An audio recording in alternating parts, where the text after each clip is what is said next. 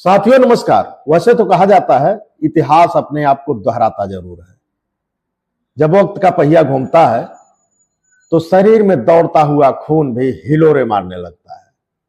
साथियों, कुछ इसी तरह का 15 मार्च 1934 को फिर अपने आप को इतिहास दोहराया और राजा से दास बनाए गए लोगों यानी बहुजन समाज में पंजाब की धरती, रोपड़ जिला, पृथ्वीपुर गांव में जहां बूगा साहब के नाम से वह गांव है, उसमें माता बिशन कौर के कोख में एक बच्चे का जन्म होता है और वह बच्चा जिनका नाम कांसीराम।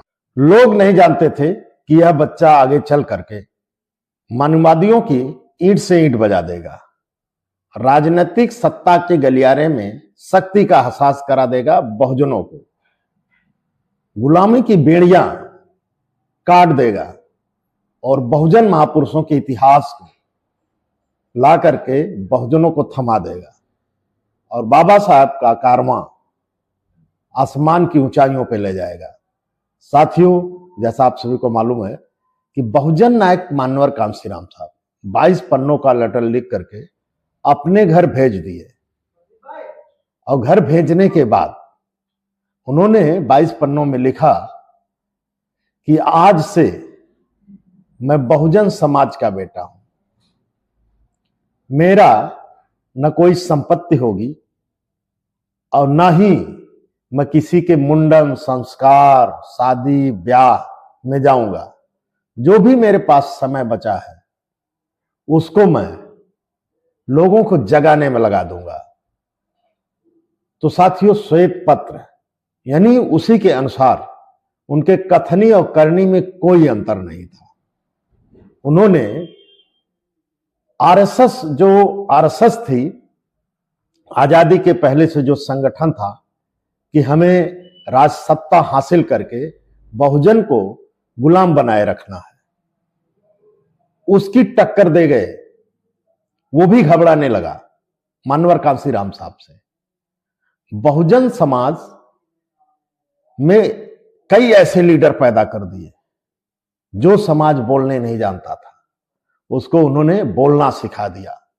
यानी मूक नायक, जो बाबा साहब डॉक्टर बी.आर. अम्बेडकर जो किताब लिखे थे मूक नायक, कि वंचित समाज जो बोलने नहीं जानता है, मूक है, उसका नायक बन करके उभरे और बाबा साहब के कारवां को आसमान की ऊंचाइयों पे ले गए। साथियों, आप सभी को मालूम है कि बहुजन नायक मानवर कांसीराम साहब ऐसे नाम नहीं पड़ा। बहुजनों के नायक और बहुजन महापुरुषों के इतिहास आपके सभी के सामने लाके रख दिया।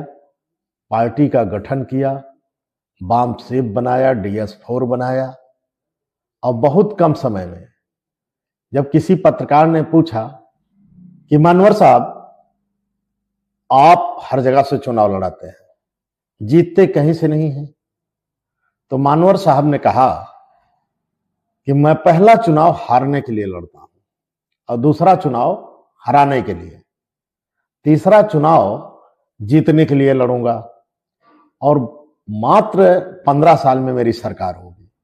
साथियों, 15 साल नहीं था जब ये बात हुई थी पत्रकार से और बहुजन नायक मानवर कांसीराम साहब से। सिर्फ 12 साल यानी 3 साल पहले ही उनकी सरकार उत्तर प्रदेश में हलचल मचा दी, यानी पहली सरकार।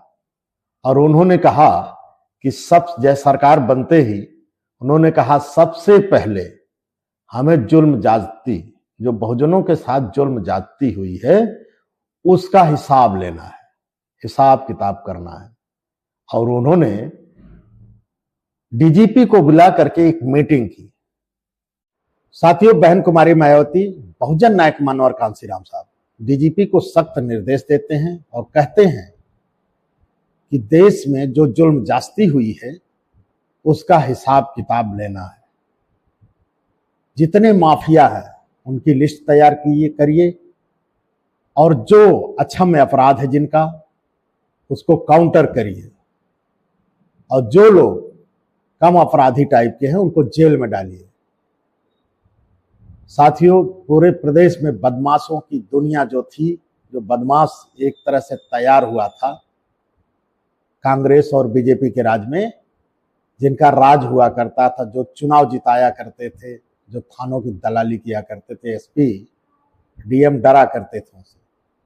पहली बार एसपी डीएम को लगा कि हमारी कुर्सी की कीमत है। प्रदेश में पहली बार लगा बहुजनों को कि अपना कोई बैठा है। थानों में उनकी आवाज सुनी जाने लगी, क्योंकि बहुजन नायक मानवर कांशीराम साहब का सख्त निर्देश था कि बहुजन समाज पार्टी का छोटा से छोटा कार्यकर्ता यानी बूथ अध्यक्ष यदि थानों में जाता है तो दरोगा उसकी आवाज सह सम्मान कुर्सी दे करके बात उनकी सुनेगा। और ऐसा राज पहली बार 1995 में स्थापित हो पाया।